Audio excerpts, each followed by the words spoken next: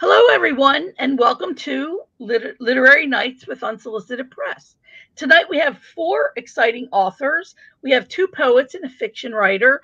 Elizabeth Blair and Matt Daly are poets, and Anna Moore is a fiction writer. Before we begin, however, I would like to remind you to hit the like button and also the subscribe button. And also, if you have any questions or comments, you can put them in the comment section below, and we'll be more than happy to answer your questions or to address your comments. So, thank you all for being here. Welcome, Elizabeth, Matt, and Anna. It's very exciting to hear about your work. And as usual, we're going to start in alphabetical order. So we're going to be by last name. So it's going to be Elizabeth, Matt, and then Anna, who will be reading from their work, and then followed by a Q&A. So welcome, everyone, and thank you for being here. Elizabeth, would you like to tell us a little bit about your poetry and then do your reading? Yeah, absolutely. So my name is Elizabeth Blair, and my book with Unsolicited Press has already come out. If you buy a copy, it won't have these little guys, unfortunately, but it's called Because God Loves the Wasp, and it's actually a memoir, but it's in poetry form about the 2.5 years that I spent inside so-called troubled teen facilities in the late 1990s. And usually when I do readings from the book, so the book's divided into 3 parts. Two of the first 2 parts are the 2 different facilities I was sent to, the first one and then the second one. Then the third part is meant to be like the aftermath, how it's affected my life, or kind of a tiny glimpse into that. And so I almost always read from the first 2 sections because it's really important to me that people understand that even though this happened to me in the 90s, this is happening every day to kids all over the country. And thankfully right now on Netflix, we've got the program and all these other shows and documentaries and stuff about this industry and how messed up it is and how abusive it is and how it's based on a cult and, all that good stuff, if anyone's not familiar with it. But today I'm going to read from the latter section about how it's influenced my life. So I am there.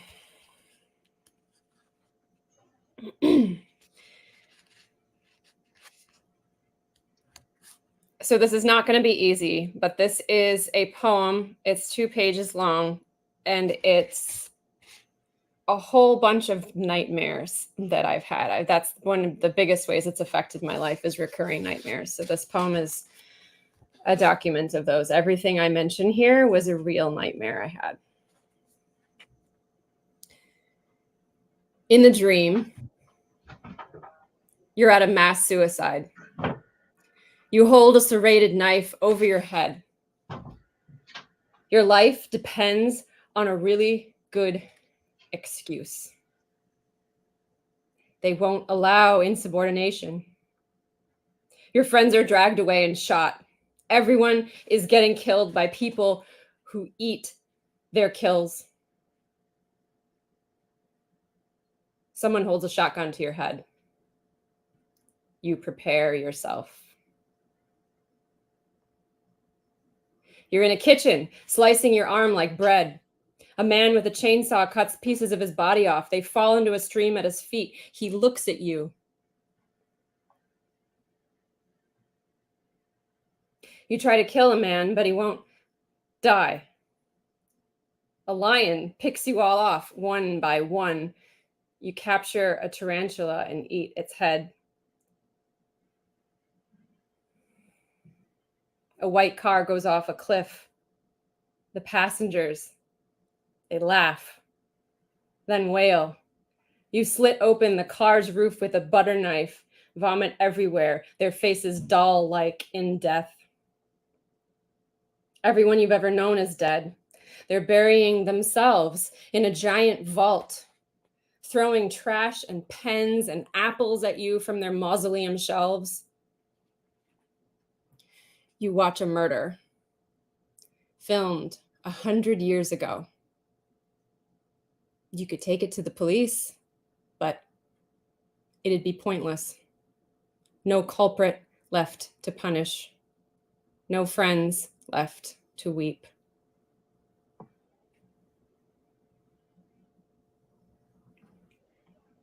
Your 7-year-old self is imprisoned. She wants to call the younger version of your mother. You follow the wires along the wall. They've all been cut. You're a conscript. You don't know what you're fighting, what it looks like or feels like. Everyone is running. There's a flood. You're on a roof that's collapsing. You're on a phone to your mother. We're dying here. She can't hear you over the water. She leads you up a white staircase to a doctor, looks at you on your knees, says, "You're permanently dysfunctional," and leaves.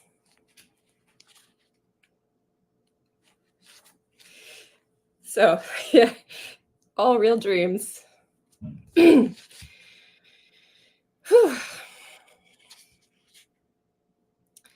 So I'm going to share a few more. That's the worst of it as far as like the graphic stuff. And the next several poems are sort of amalgams of dreams and feelings, and they're less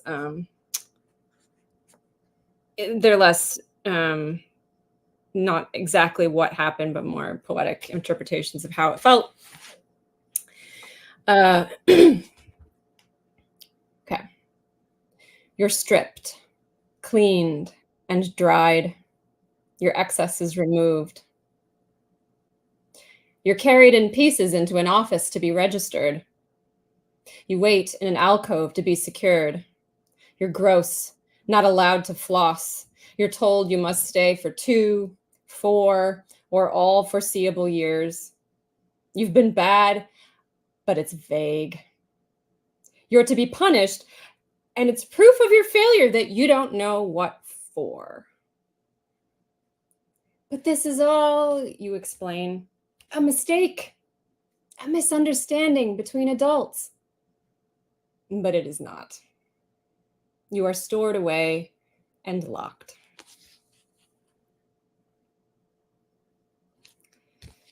You gum the doctor's coattail and kiss and scream as he explains, "You don't know what you need. You never did." A mere hair, he plucks you. Then you're shelved. You fall, go on all fours from hall to hall, belly up when you find a nurse. She assures you those sensible herds trampled you because you lay in the path of progress. The doctor is quite right. You must quit your life. She leaves you at the altar, her white dress and all hope receding, heedless of your many deaths. You've been here decades. You're nearly done, but the man won't let you sleep, and you lose control. You rage, and then you take it back because you become logic's gem, reason's bride, but it's too late. Emotion has been shown. You have a will of your own. You must be tamped down, redone. The first time didn't take. The man turns and smiles, begins to speak. In his open mouth, tongue, teeth, uvula, hell.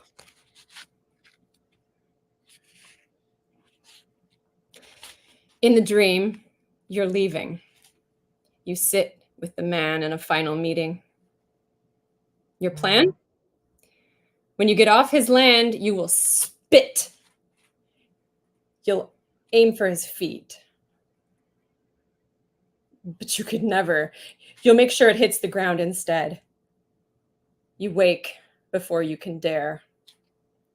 You cannot dare to show anything but gratitude, milk running down your chin.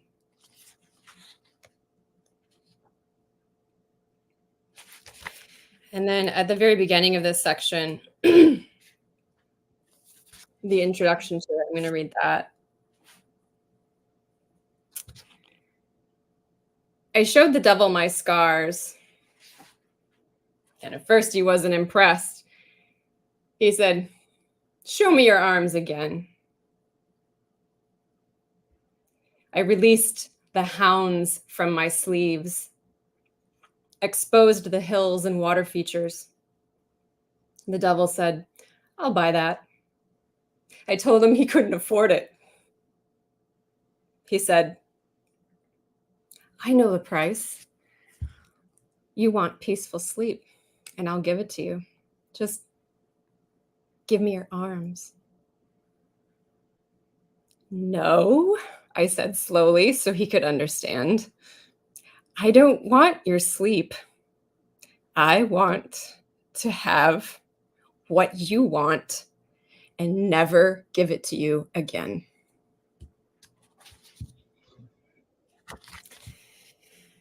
Thank you.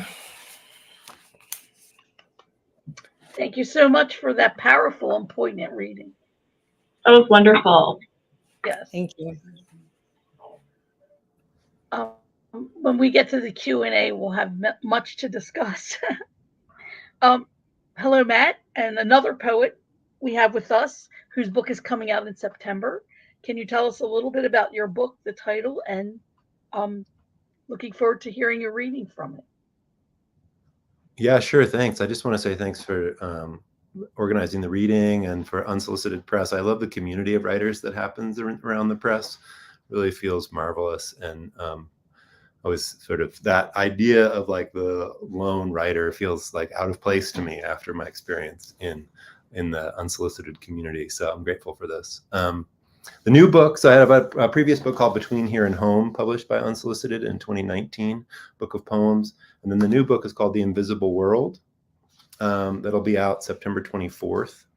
And it's kind of a conversation with an ancestor of mine who was a troubling figure, sort of a fomenter of the Salem witch trials and all around like setting us off on a course that seems kind of troubling to me. So I just did some work reading his work and then responding to it, and the poems took shape from there. I'm going to read a section of the first poem. The collection begins with one really long poem, ends with one really long poem.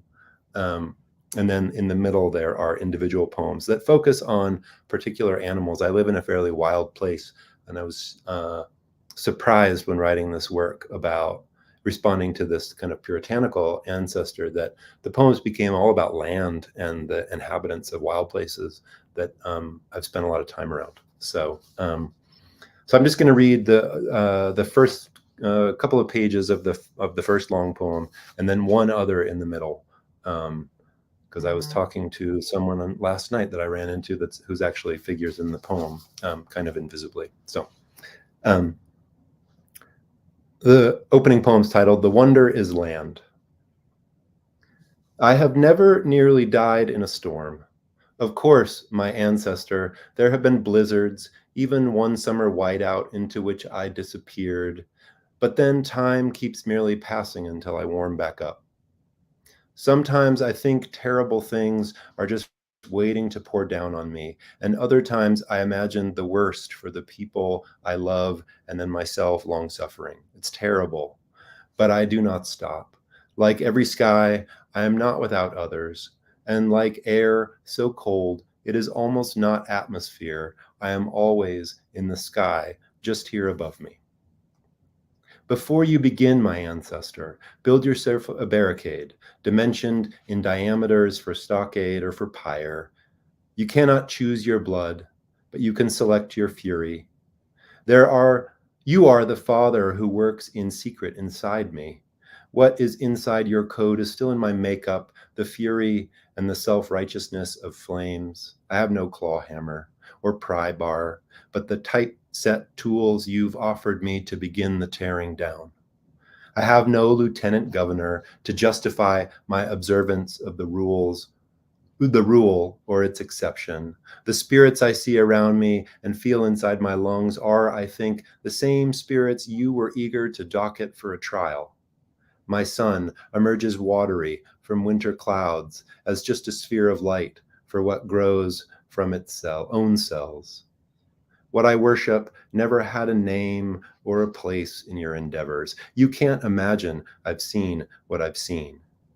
And not just because you are dirt again or trapped within neatly piled stones. You are the ember I can't extinguish. You are the flicker I can't help but stoke just so.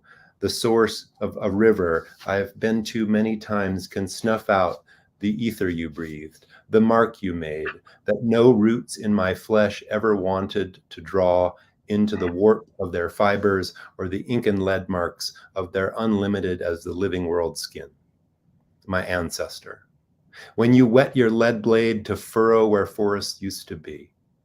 Your sermon has only ever been about the ladder pyre, built sheaf upon sheaf from skeletons of hardwoods and other wild bones. Upon hearing anyone but yourself whisper, you spread the soot ink, sharpen the axe tongue of voice, the quill feather of a forgotten waterfowl. I write my name in the earth's parchment, unfolding unevenly in all directions around my untrammeled heart. I use for a stylus a gnarled stick broken from a sagebrush. It is August, my birth month, and there's a highway, because these days we are never without such unintelligible circumstances as a barrier that is also a way through. An army of carrion and a confederacy of plastic sacks and bottles from factory foods breaks in upon the rock chips and cursive tar. Vultures drift in their lopsided spirals like angels on the lookout for trumpets they don't want anyone to notice they've misplaced. They tuck their earthworm heads into their cowls. Crows and magpies make one ring, cowbirds another. Ravens refuse the hierarchy of weight and meat. One golden eagle rises from a struck fawn. The cell rod of the updraft breaks in, and the spiral I sketch into the sand falters and wobbles. I understand the world you found, my ancestor, gave death more often as a gift than the world I now encounter. I understand that you wanted the world to remake itself into a smelted place without so many losses, and you were willing to sacrifice some gains, such as the pulsing self, and a place beyond what can grow outside the head. I see how you fashioned yourself as the overseer, the virgin birth of the voice against mischief. How you swatted a cry from vellum bound in a thicker skin. I see how easy it is to forget the days before I knew how to write a word that would never leave me alone, a rude neighbor causing all the other residents who have been here longer than the notion of halcyon to keep their distance as best they can from our shadowed doors. No churchlight, no, not yet has a churchlight converted me. Not even evening's rapt passage through the alabaster panes in the Orvieto Duomo, which is nearly enough to make what we make seem sacred. But once I heard a river say something I could not quite make out. When I asked what, and again, what, all the river did was keep on talking. I approached on my knees, at least, if not precisely penitent.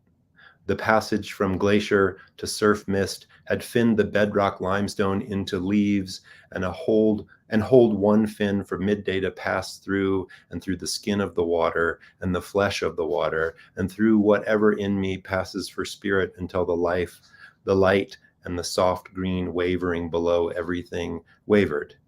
Here in the afternoon of who I am, I spend more time inside the now. But the wild light which has placed itself upon me is still almost like a voice inside, which goes on saying something nearly, if not quite, aloud. There was a river above the camp where I slept. Most nights that first summer, I was almost a man. I bathed naked in a creek and let mosquitoes feed until my skin refused to be bumped by them. I had no itch beyond the animal hungers. Work days, I counted sprouts from pines and firs and other plants where a year before was fire and char. I wore black between finger and nail, knuckle creases cartooned with soot.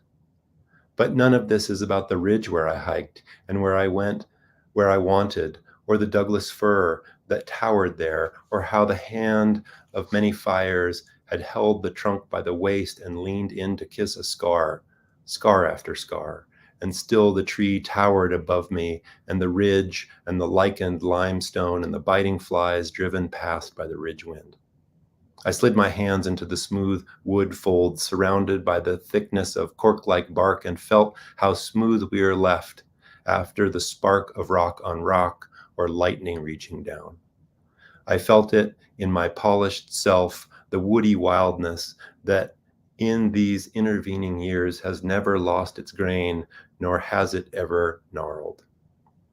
The first evening I ran into the storm, I carried a blanket, my wet hair, nothing else. What I ran from is lost and must have something to do with love, or was not the storm.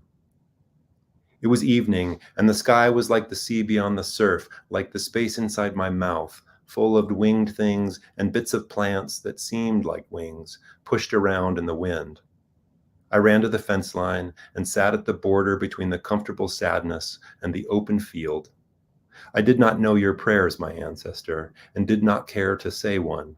My mother called, and I returned to her. Maybe she came to me as the first drops slapped the frogs quiet. Maybe I am still the same person. The tides inside me that night boom around the valley. I still feel safe in the rain. The world has no need for churches. That's the first bit of a long one. Here's a short one, shorter anyway, called Bison Calf from the middle section. We worked the swale through the summer heat, cranking a homemade spool for barbed wire until our hands drummed. This was the West, and there was plenty of unnecessary wire to tangle rusty ungulate legs in their unnoticing want to pass on to another grassy place, to bed down and later feed.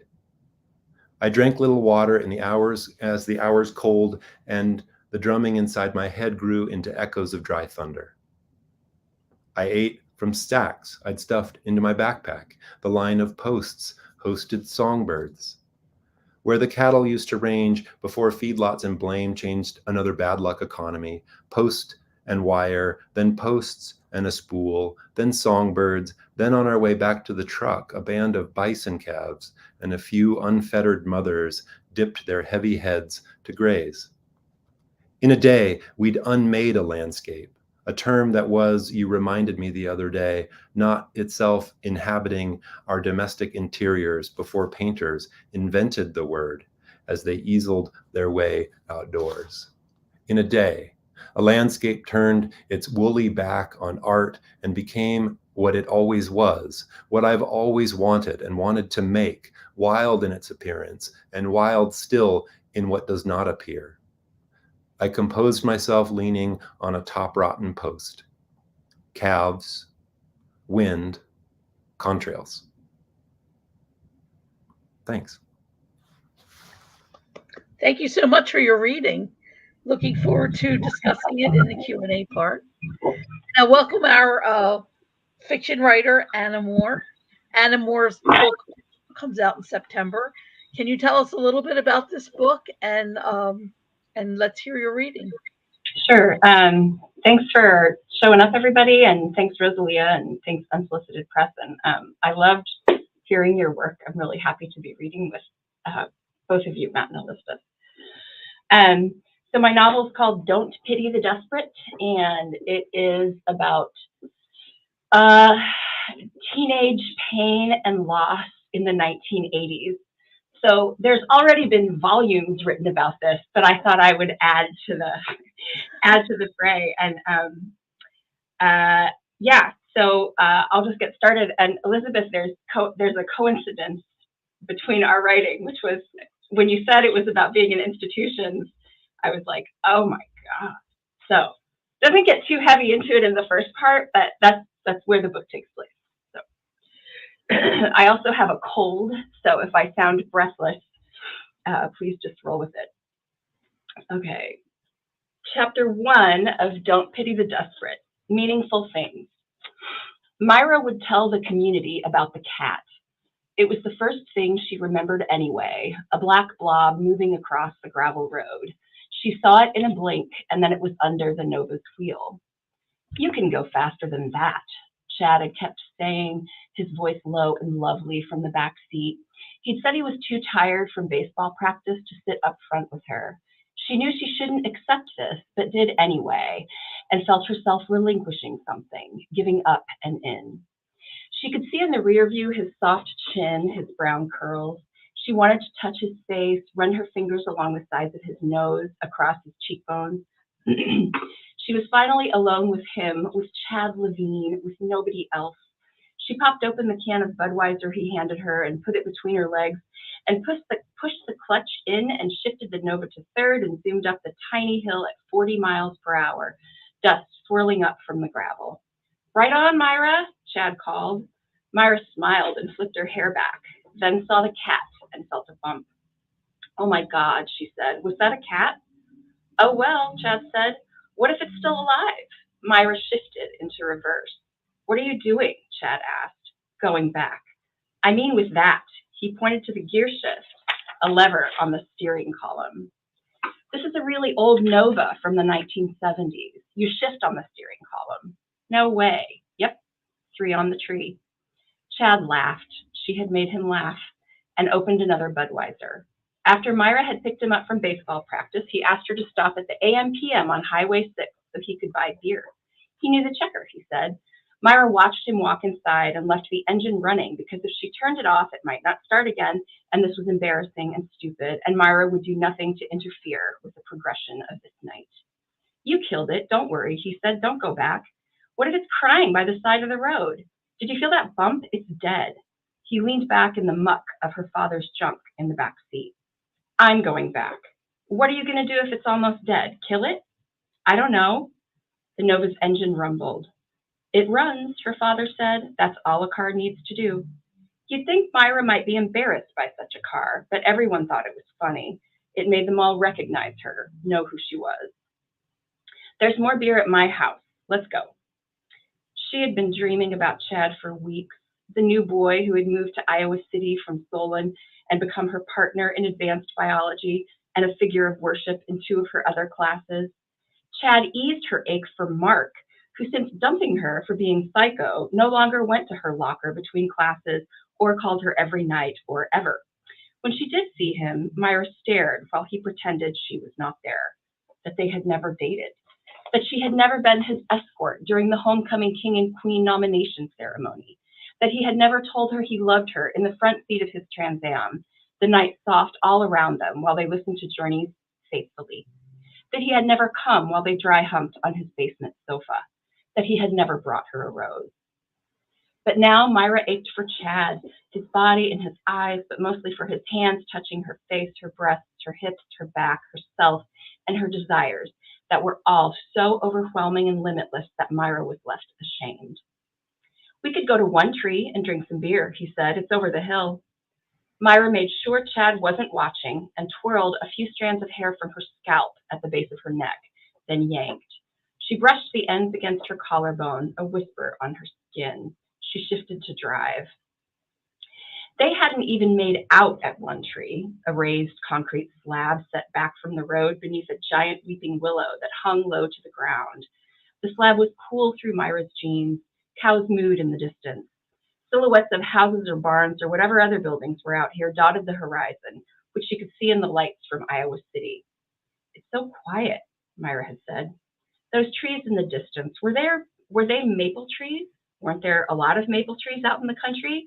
Their leaves were bigger than hands and pointed, but these were the only facts she knew about them. Most trees Myra did not recognize. She knew the names of almost nothing in the biological world, even though she had always tried to learn, because flowers, trees, shrubs, leaves, and grasses, knowing what they were and where they were and how they changed as they grew was key to something important about existence. But still, she could never retain the information, even when she designed her own quizzes. She had failed every one of them, and so failed at being who she wanted to be, and she felt this failure all the time. Yep, Chad said. Myra dangled her feet, opened another beer, lit a cigarette, but she was careful not to move much or talk much so nothing could get ruined. She would be quiet, nice, smiley, sweet. She waited to see what he would want, crossing her toes instead of her fingers. She didn't believe in God, but she started to pray. She had never felt so powerless. This was the night she had to tell them about. She knew that most of the community's responses would be gentle. Glad you're here. Thanks for sharing. If someone was in denial, the responses were a little harsher but grounded in concern. I'm scared for you, man. Myra's primary counselor was named Rachel, and in small group therapy every morning and afternoon, Rachel let the group say anything they wanted to whoever was sharing. That's bullshit. I think you're lying. Get honest. I can't believe this crap. Rachel never smiled or showed affection. Neither did David James, the other counselor. Did they like her or hate her? Did they approve or disapprove? Did they think she was smart or stupid? And why did she care? Why did she always have to care so much about what everyone thought? Because it mattered, that's why. And it wasn't depression and it wasn't a disorder just because you wanted everyone to love you and wanted to make sure they did. Because if everyone did love you and you knew it, wouldn't you be confident and happy for the rest of your life, no matter what? Wouldn't panic disappear?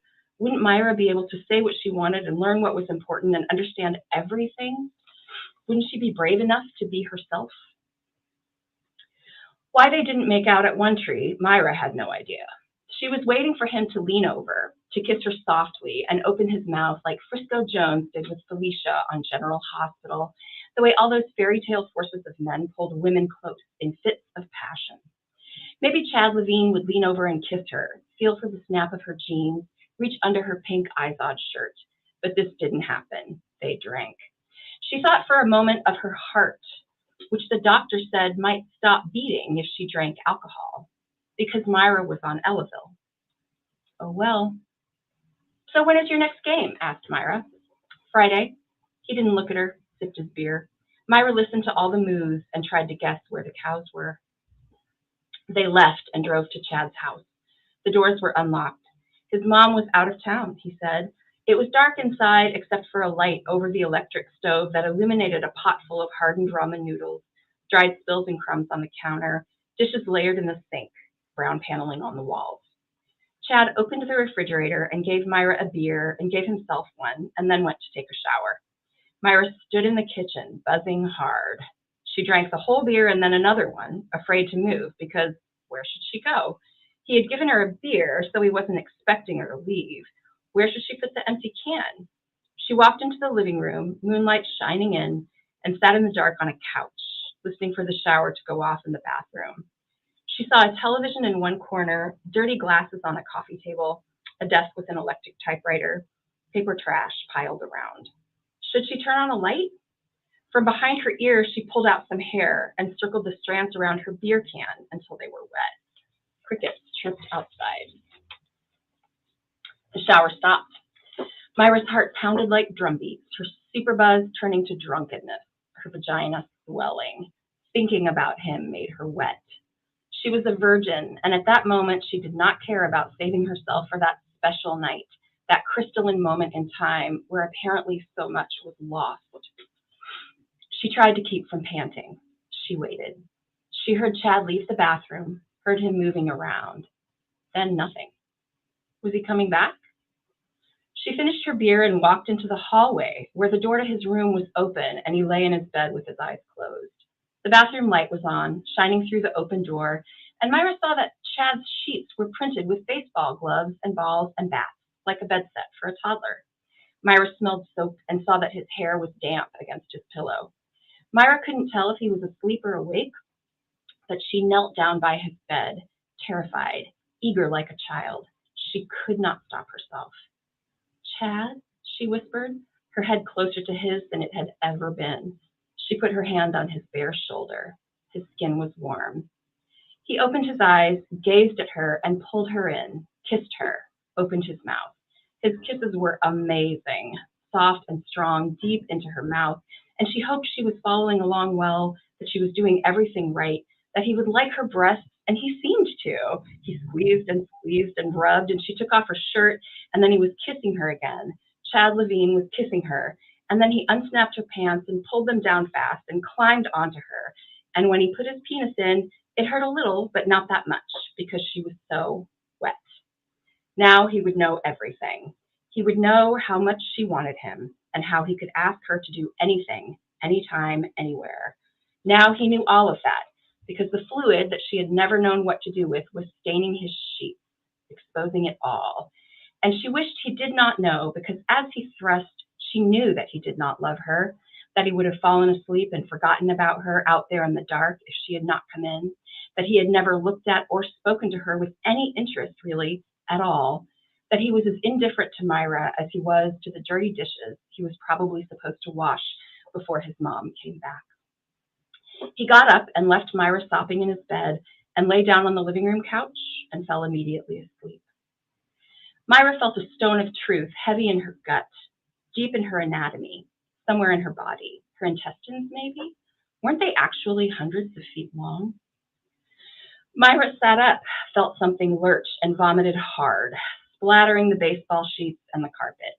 She took off his pillowcase, wiped her calves with them, stood up, put on her jeans and shirt, took beer from his refrigerator, and left. She drank one on her way down his creaky back stairs and threw the empty in his yard and got into the Nova. She was less drunk now.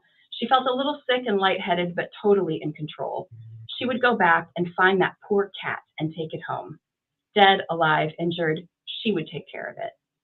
She turned the key, but the Nova would not start.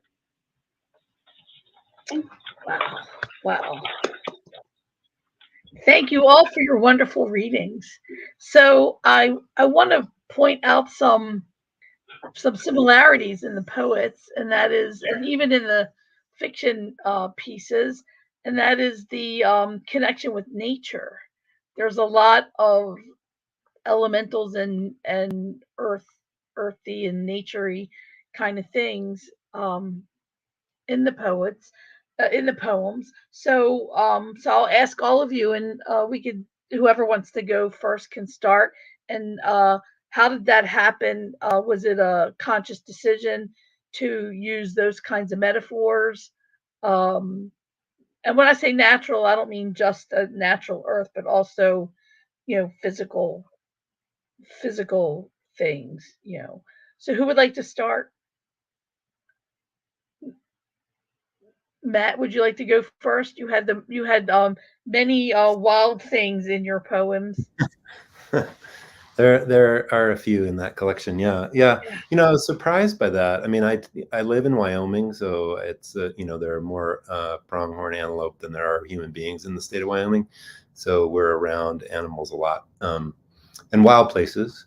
But because this book was this response to this Puritan minister ancestor of mine, and I really thought it was going to be about power dynamics and colonialism and gender, and I really thought the issues that I went in thinking I was going to be investigating, and also from my own position, what's my relationship to all of that as this ancestor, and then sort of like this ancestor with some identity markers, and then the land stuff and my own personal experience of living in wild places, and how that is where health or something approaching healing or something approaching spirit emerged for me, and still does. It just kind of wouldn't leave the collection alone. The wild world is really how it felt. I would sit down to, have this sort of regular practice and writing, and that's what kept showing up. So I kept following it. Yeah. Well, the irony is that the pilgrims and the people who were involved in the, witch hunts and all that, they themselves were in a wild place, because the United States was not, cityfied like it is today. It was an entire country of a wild place, sort of. Yeah. So it sort of runs parallel to the background or the life of your, can I say it's like a great 9 times removed grandfather, or your ancestor? Sort of. It's a little more tangential than that, but yeah. And I think the difference being that there, that notion that there's kind of what sort of like a spiritual dread there. Like that was definitely true in his writings, that like this is like wild places was where Satan lived, and anybody who was comfortable there was kind of leaning in that direction. I mean, it was really alarming to me, because that's the place I've always gone for solace and comfort, you know? And so to try to like work with that tension of what's here to be afraid of, but also that feels kind of enlivening. So, yeah.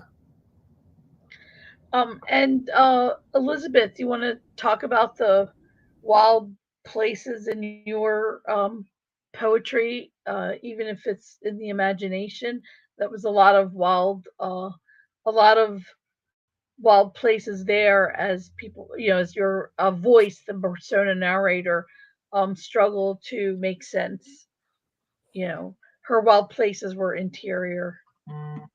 Yeah, it's interesting because it was a surprising question to me. I immediately picked up my book and was like, really? But then as I paged through, you're right. I do see these themes coming up. I think off the cuff, I think there's two reasons. One, I really wanted the book to feel very visceral. So I wanted there to be a lot of tangible, physical feelings and sensations and ideas. I didn't want it to be I want the reader, I mean, the whole book, prior to this final section, the whole book, this section is in the first person, but before that, it's all in the second person.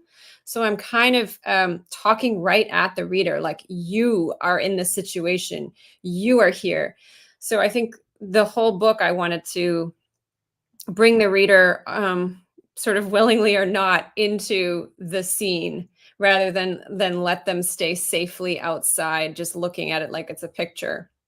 So I think that's one reason. And then I think the second reason that nature does come up a lot, perhaps, is the place that I was kept was in nature. I mean, we didn't have a fence. We were 8 miles from the nearest town in the mountains of northern Idaho. So if you ran, good luck.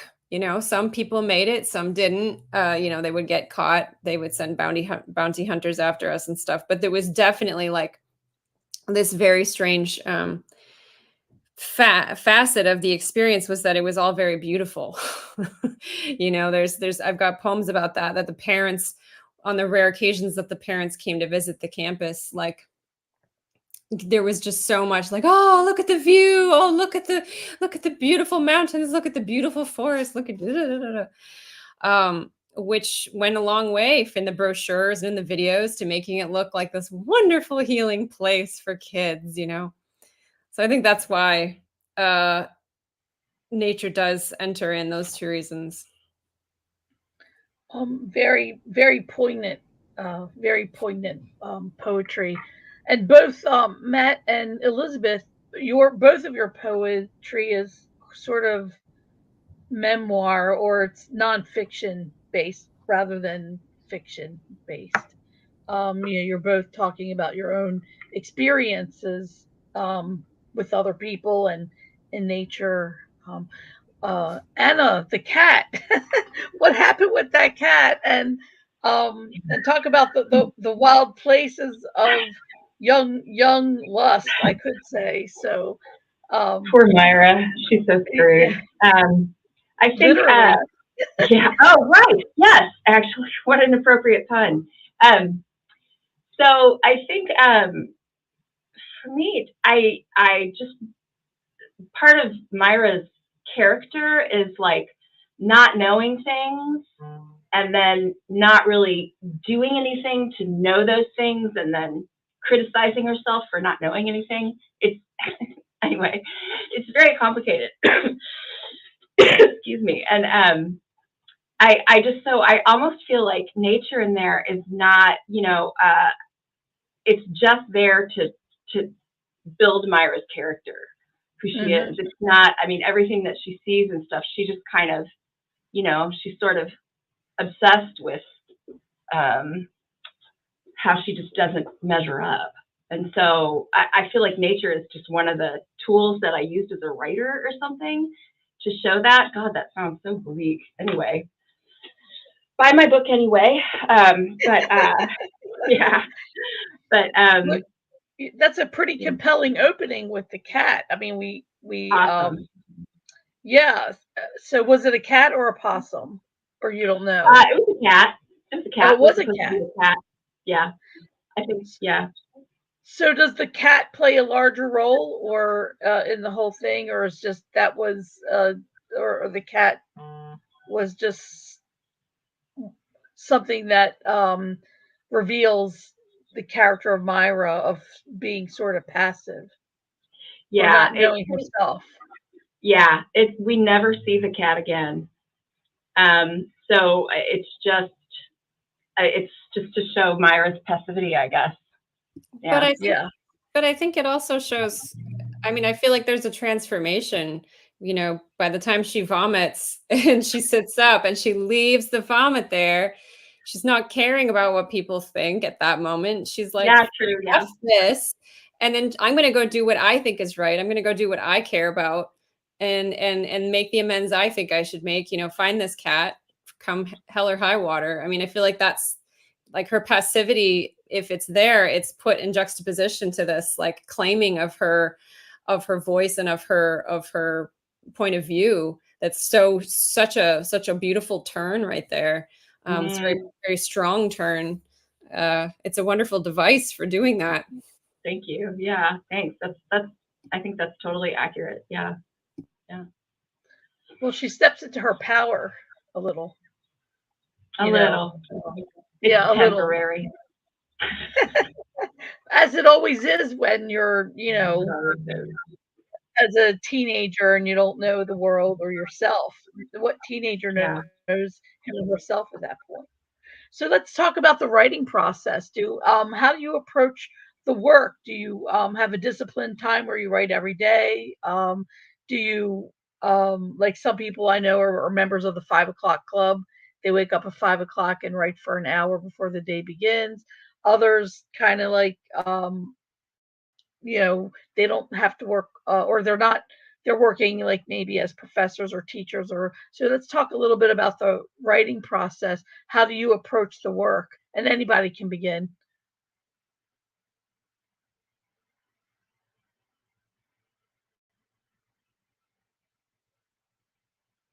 Okay, dead air. We'll I start kind of with want that. to. I'll be brief. No worries. I'd rather talk about my writing process 20 years ago, before I like had children. They're teenagers now, but I mean, I used to, I would wake up and get my coffee and sit at the computer and hammer out like one section of writing and then be done and then go back to it, revise, add another section, and just add until it was done. I've written a lot of standalone stuff. So for the longest time, I've just been writing creative nonfiction, short essays. And so that was my process for writing short essays. It kind of always has been something like that. And just, I mean, I'm sure like all of us, just an obsessive reviser, like looking for the perfect sound or the perfect sentence or whatever. But then I started a novel, and it was still happening the same way, but now with like, that life has changed. I mean, at this point, I'm like, wow, I don't even know. My process is kind of sad. I don't know if I would want anyone to model their writing practice on the way that I write. I have a hard time paying attention a lot more than I used to. So I don't know, but it's something about the novel too. It's just kind of, I mean, to me, it still feels like kind of an overwhelming thing to do. So I think I lost some of the efficiency that I had, when I still write short stuff. But anyway, so that's kind of where I'm at, I guess. Well, that's important because writers come from all walks of life. Many of us Yep. are parents, and so Yep. therefore it's very difficult to carve out that time. But the point is that you do carve out that time, and that's obvious because you have a novel that's forthcoming in September. So I guess honor your progress and step into your power because you got it done somehow, despite all the other responsibilities. Yeah. And how about you, Matt? Yeah, so I was just thinking about that because I was actually really at some point wanted to be a novelist, and then my son was born, and my former spouse had a business where we live, and so she needed to get back to that work, and I was the primary caregiver that first summer, and it was just impossible for me to make progress on a novel on a baby schedule at the time. Like I couldn't, and so I started writing poetry just so that I could make some progress on something in like a 10-minute increment. It felt like, oh, almost got that little poem done. And then it just sort of stuck. I don't know. It was fascinating hearing you speak about that process, like, and carving out that time, because I just honestly couldn't when I was a prose writer, and shifted. But then I sort of feel like I found my voice in poetry in a way that I didn't in prose. In part, I think that like being able to work on a single piece in a concentrated way for over a short period of time, and then move on to the next piece, or that felt clearer to me personally. In the dark, I'm an early morning person, so oftentimes in the dark or as the light's coming up. Yeah. That's as inspiring time as any other. And and how about you, Elizabeth? Yeah, well, I mean, the book that I read from was definitely very deliberate, but it was, sitting down, getting everything said and writing it. But that's because of the topic. I think for me, it was like I really had to rally all the troops in my mind and around me, and have like food and drink and like comfortable seat and like comfort, because it's all very traumatizing to write about this stuff. So that was like that. And but like right now I'm working on a book of poems that I've been writing for.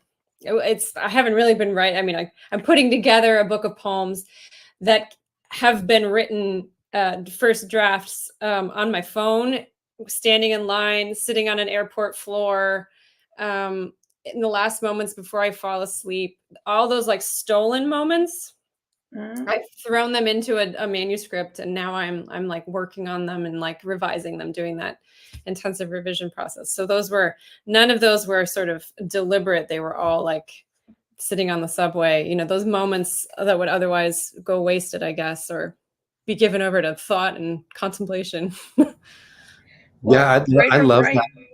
Yeah. I feel that so strongly too, that difference between like a project, right? Mhm. Like I think this book, like the project of it, and then those poems that emerge in between projects, and they have a Mhm. totally different quality to them. I'm thinking about that scene right now, like, what are these? Do these fit together? And I sort of love how they don't, but then something you sort of see your mind working, or see the workings of your writing outside of that, of like the parameters of a project, feels Mhm. really, I'm in that moment right now, and I just like, I kind of don't want to settle on anything, because I love that. I don't know what's going to happen today. Yeah, Yeah, and don't worry about it. I mean, how they fit together is for way down the road, just keep Totally. letting them come out as they will, and then one day you'll see a pattern, or not. Maybe it's a quilt. It's a quilt of poems. yeah. I have a question for Elizabeth, actually.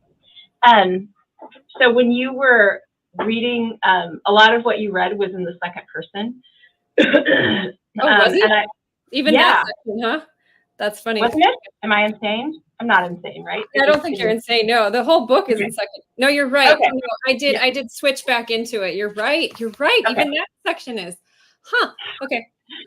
And I was wondering, at what point in the process of putting that together did you come to understand, or whether you came to understand, who the speaker was and who the speaker was speaking to? So I'm wondering if that emerged for you as you wrote, if you had a clear sense of that at the beginning, or just what you were thinking of when you put that together in the second person.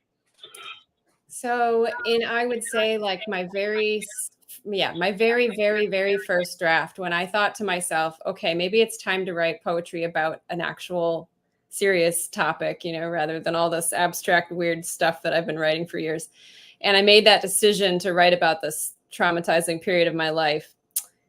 And the very first draft was just me talking to myself out loud on the page. So there was a poem that was, I don't remember word for word, but it was like, you know, you're walking down the aisle, the emergency lights are coming on, you know, like the aisle of the plane, the emergency lights are coming on, just follow them. You will get somewhere. Like, this is an airplane that's crashing that you're trying to write a book on, but like, you can do it. And so like, it was this poem to myself in the second person, you know, talking to myself. And then I didn't keep that particular poem, but I kept that approach. And the more I used it, the more I liked it for two reasons. One, I got to distance myself a little bit from the pain of it all. Already poetry, I think, distances you. Prose, I knew I couldn't write a prose memoir because it would be too detailed. It would be too, you know, I needed to hide behind, if I had written a prose memoir, it would have been very basically prose poetry. I needed to hide behind things, metaphors. I needed buffers. I needed symbolism. I mean, I have some poems in here that are very magical realism in order to explain the difficult stuff, the difficult things that happened to me, and that I witnessed. But so already the poem, the fact that it was poetry offered that buffer, and then the second person offered a buffer, because I wasn't saying, you know, to everybody, like opening my arms out wide and being like, I was abducted by these people my parents paid, and they took me away and they put me into, you know, it's just very exposing. There's something very like, okay, I'm completely belly up. I'm like a turtle on its back, you know, like I had all these terrible things happen to me. So for me, it was like a self-defense mechanism to have that, to keep that second person and be like, no, you know what, reader, you listen to me. And in my head, I was writing to, then the third reason is that in my head, I was very much writing to parents of teenagers. I was writing to politicians. I was writing to psychologists and psychiatrists. These people, all these people who came together to let what happened to me and all these other kids happen. And in my head, it was very like accusatory. So that's the evolution of how I ended up in the second person. Still very powerful poetry and very powerful fiction. Because face it, all of those things, even in poetry, you need conflict and rising action, and tension, and all of that's there. So, one last question is, what if you had any advice to give to writers or aspiring writers? What would that be? And let's go in alphabetical order. Do you want to start, Elizabeth? What would you tell someone who is not yet published, but who is working and who wants to be, about the craft or the work or the process? Like, what would you tell them? Be kind to yourself. I mean, there's so many, I call them shoulder monsters. They sit on our shoulders and they say, how dare you write? How dare you think that what you have to say is important? How dare you think you have anything useful to say? All these shoulder monsters, like, you know, they're going to come no matter what. And just know that that's normal. And just try to be really kind to yourself. Just whatever your process is, however little you write, however bad you think your writing is, just try to be nice to yourself, because it's so hard. It's so scary to write. Just remember that you're not alone, and it is in fact scary. And that's, you know, not just you. You're not just bad at it. It's really hard and it's really scary, and be kind to yourself. What wonderful advice. How about you, Matt? Yeah, I think it sort of connects to that, like find community, in part by loving the writing of people who share their writing with you. You know, I think that being in that vulnerable space and finding community with one another in whatever little towns, you know, in Wyoming, I certainly amazing number of little towns where there's a writing group that's been meeting for 20 years that there are 5 people in who are like willing to share their work in that way. That might be audience enough for it to be meaningful, you know. So yeah. That's also But, wonderful advice. Find your tribe, pretty much. And mm-hmm. Anna? Well, I was relieved that you went in alphabetical order so that I wouldn't have to come up with anything. And now I'm like, well, I don't have anything to add. So, you're both absolutely right. I guess I feel like, I feel like community is so important. And I don't just mean like the traditional workshop model. I mean, like just reading other writers, contributing, commenting, having writer friends that you can talk to. I just feel like that's really important, and so is reading and reading and reading and reading and reading. So I don't. Yeah, that was terribly unprofound, but I was last. So But it's you very guys stole true. the show. It's very true. I have had the privilege of talking to a class of aspiring writers, and I asked them how many people read, and only 2 people raised their hand. So Yeah, reading is really very important and yeah. very intricate and vital tool to the writing process. So that is it for our show. We hope everyone enjoyed this wonderful work and are feeling inspired. We'd like to remind everyone that our next reading is on May 1st at 5:30 Pacific time and 8:30 Eastern Standard Time. Please remember to like, subscribe so you get notifications, and also put comments underneath. And join us again next on May 1st for another round of Literary Nights with Unsolicited Press. And also, all of these books are available on Unsolicited Press's website. You can order or pre order the books. And thank you all for joining in. And that's it for this evening. I'm saying goodnight to everyone and thank you. Good night. Good night. Thanks, Thanks, everyone. everybody. Thank you.